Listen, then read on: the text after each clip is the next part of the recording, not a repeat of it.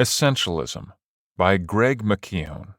Don't you wish you could eliminate all the tasks, obligations, and duties in your life that aren't moving you forward? By reading Essentialism by McKeown, you will learn to do just that.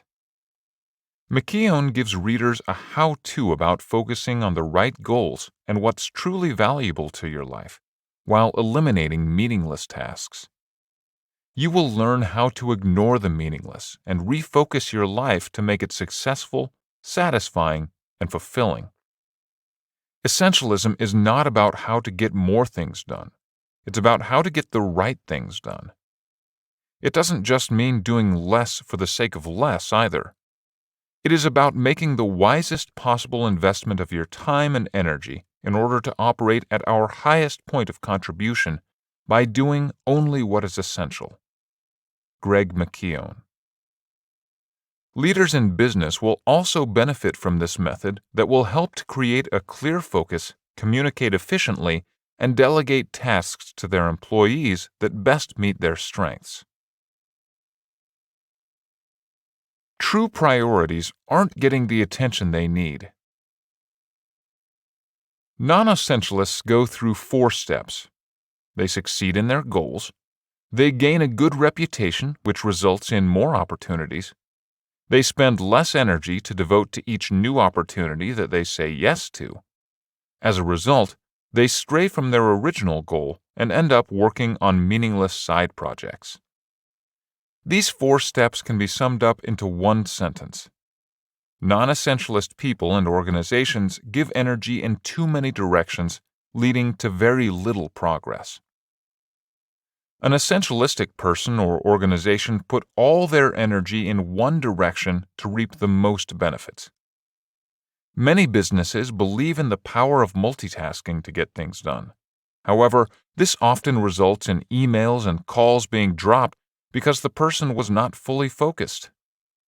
Humans are truly only capable of performing one task at a time. The only way multitasking can work with a human is if one of the tasks is automatic, such as breathing. It is important for companies to eliminate tasks on their to-do lists to focus their attention.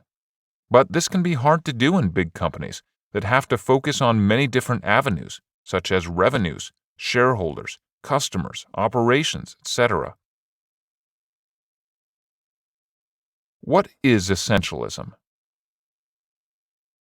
Essentialism is the method of limiting your goals, putting unnecessary tasks aside, and learning how to say no to tasks that will not help you to move forward.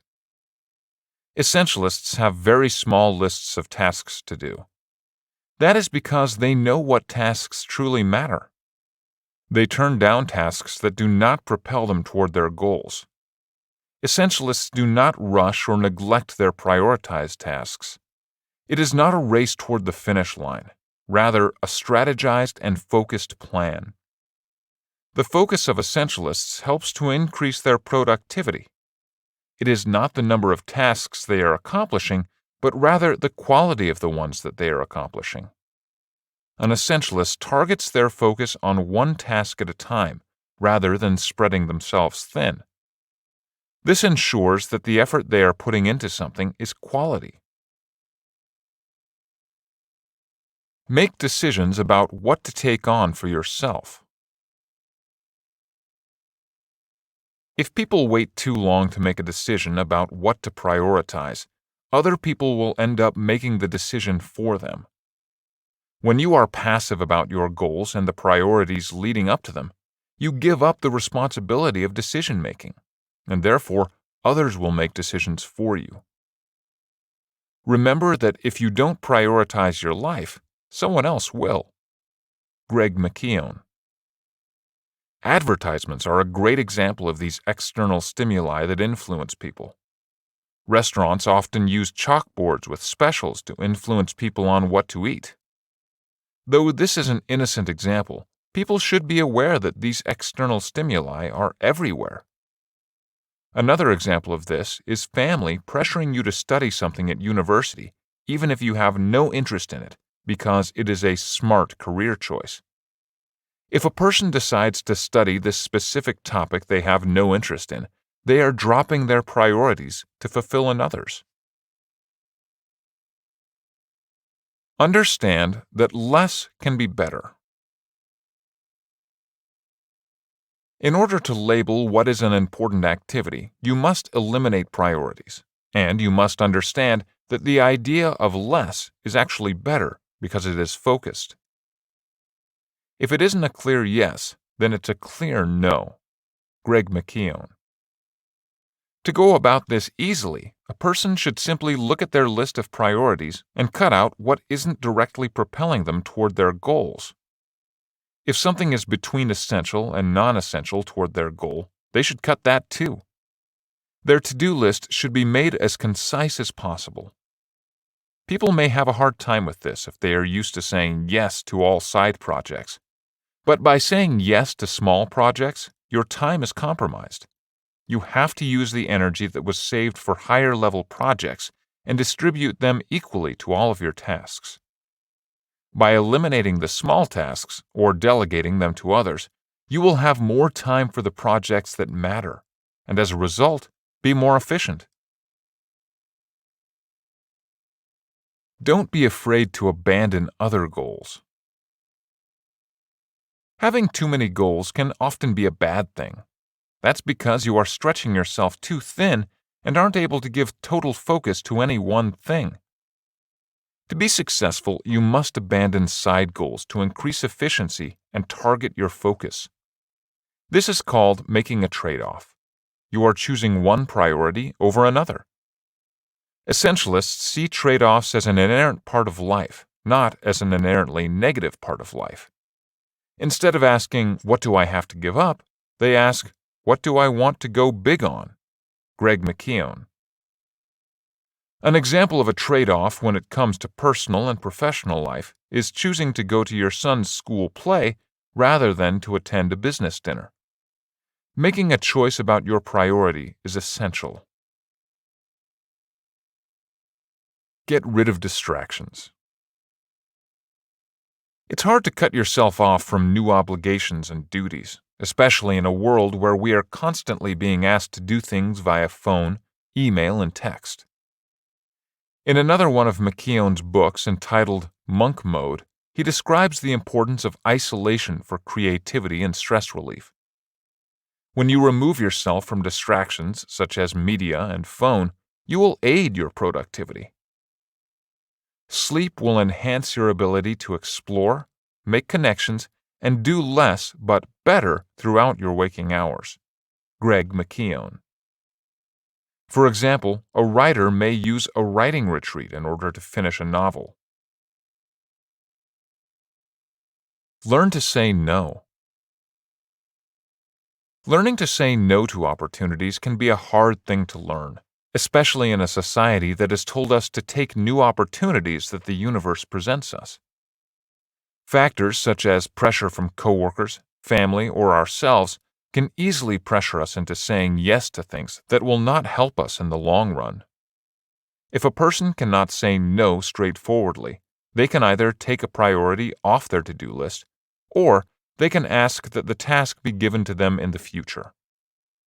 By not saying no, you are not hurting anyone, especially when you offer suggestions on how to get the task done without hurting your current priority list. Define the main goal clearly. The main goal should be defined clearly by a person or an organization so that when it is complete, you will know. A lot of time, organizations have a mission statement or a goal that is not well defined, so deciding when it is done can be tricky. Say one of your main goals is family. That is something that cannot be easily defined as being accomplished when complete.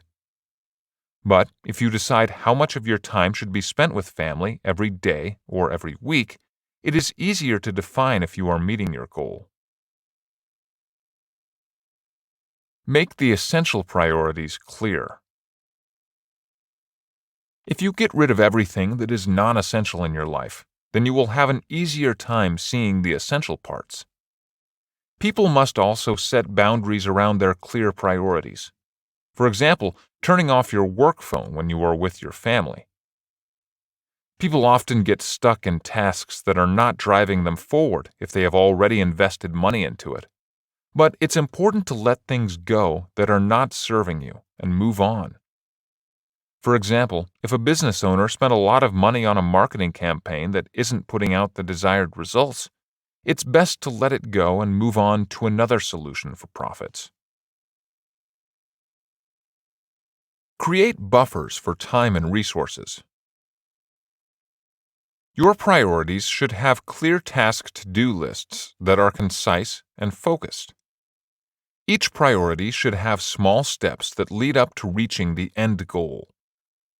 Buffers within each goal are important, as there are things you cannot account for that may take more time than expected. By creating these buffers, you give yourself more freedom and can reach your goal with less stress. An example of creating a buffer. Let's say you are a sandwich maker, and you usually make 100 sandwiches at lunchtime.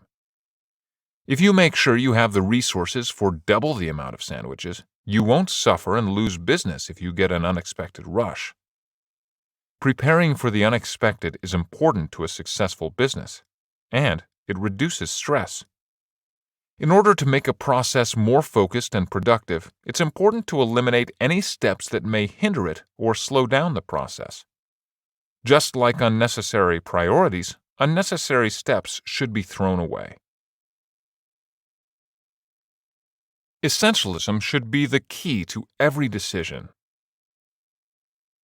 You cannot choose when you want to be essentialistic and when you don't.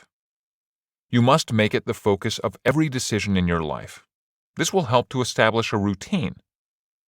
It is also important to be present.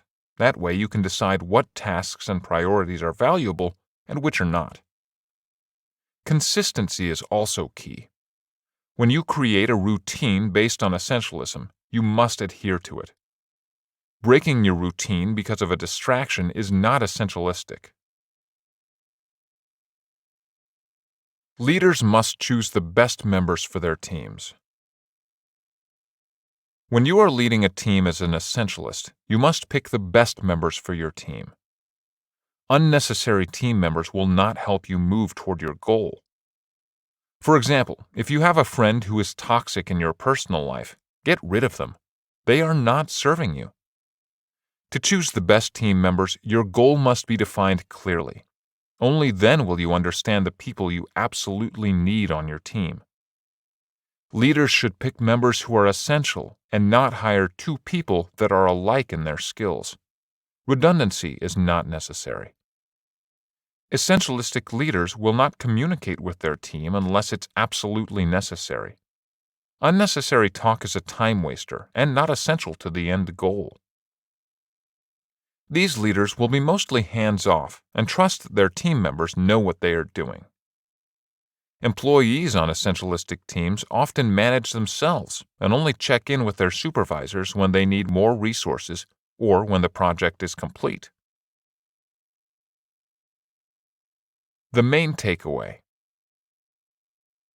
By adapting the essentialism method of eliminating unnecessary tasks and priorities, you will be able to focus your time and resources on the things that matter the most to you and reach your goals in a much more efficient fashion. Hi, I'm Rhonda, and this is an exclusive audiobook video recorded for the Audiobook Master channel. Enjoy your audiobook and have fun learning. Don't forget to subscribe and hit the notification button so you'll get updated on our next upload. If you liked the video, give us a thumbs up and say your thoughts about the book we just covered. Do you want to listen to a summary or review of a book that we haven't covered in the past? Say it in the comments below or send us a message. Don't forget to check our other uploads. Enjoy listening!